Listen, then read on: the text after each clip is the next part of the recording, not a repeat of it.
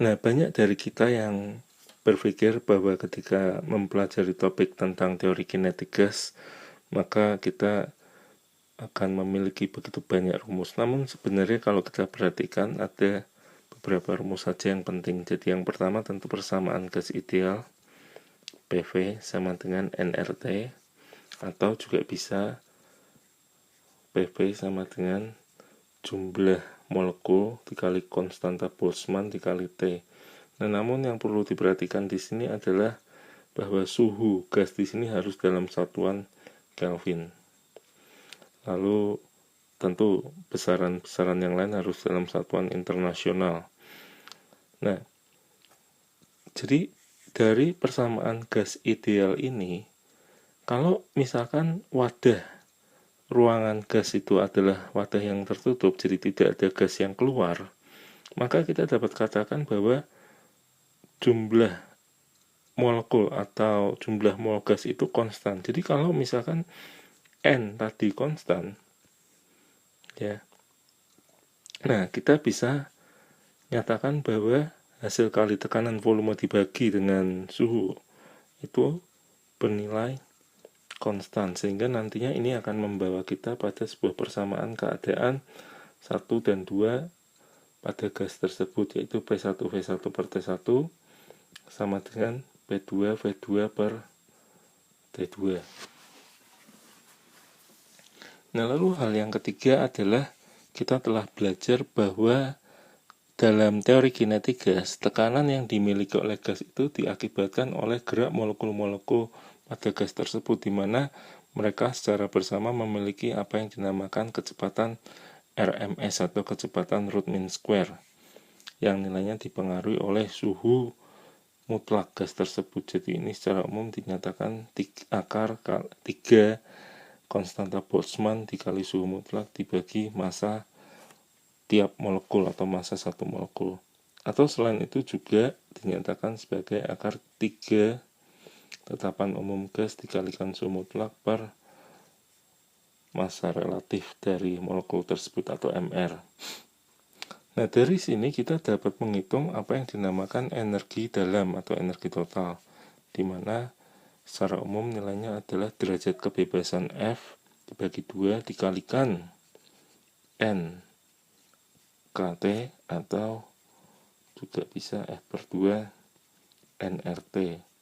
Nah, ini menyatakan bahwa energi dalam yang dimiliki oleh suatu gas dipengaruhi oleh suhu gas tersebut atau keadaan makroskopiknya. Jadi selain itu juga bisa F per 2 kali PV. Nah, kita akan belajar lebih jauh mengenai bagaimana suatu proses perubahan keadaan gas dengan nanti ketika kita masuk ke dalam topik pembahasan termodinamika. Nah, yang terakhir sebenarnya yang ingin ditambahkan adalah suatu besaran yang dinamakan molar specific heat. Nah, ini dituliskan dengan huruf C. Ada 2 macam, yakni pada proses perubahan yang terjadi pada volume tetap atau isovolume. Jadi kalau misalkan ada suatu wadah yang ukurannya tetap diisi gas mula-mula pada suhu T1, lalu wadah tadi dipanaskan sehingga suhunya menjadi T2. Nah, jumlah kalor yang diberikan atau Q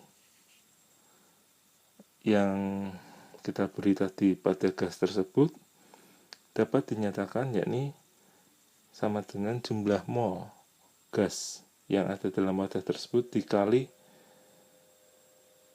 kalor jenis molar pada keadaan isovolume atau CV dikali delta T. Nah, ini yang nanti kita akan lebih jauh lagi bahas ketika mempelajari tentang termodinamika, atau juga ketika kita belajar mengenai nilai kalor yang diberikan untuk memanaskan suatu benda.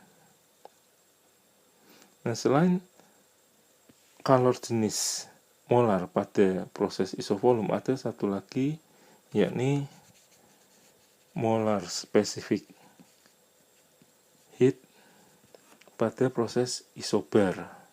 Nah, tentu kalau isobar, misalkan di sini kita beri suatu beban pemberat, lalu ada gas yang mula-mula pada suhu T1, lalu dipanaskan sehingga volume wadah itu berubah, namun beban ini tetap untuk menggambarkan bahwa proses itu terjadi pada tekanan yang tetap. Nah, di sini ada perubahan termasuk suhu juga ketika kita panaskan. Nah, besar kalori yang diberikan pada proses isobar tadi dapat dituliskan sama dengan jumlah mol dari gas itu dikali molar specific heat pada tekanan tetap atau CP dikali perubahan suhu. Nah, ini kita nanti akan gunakan atau pelajari lebih jauh ketika kita mempelajari tentang termodinamika.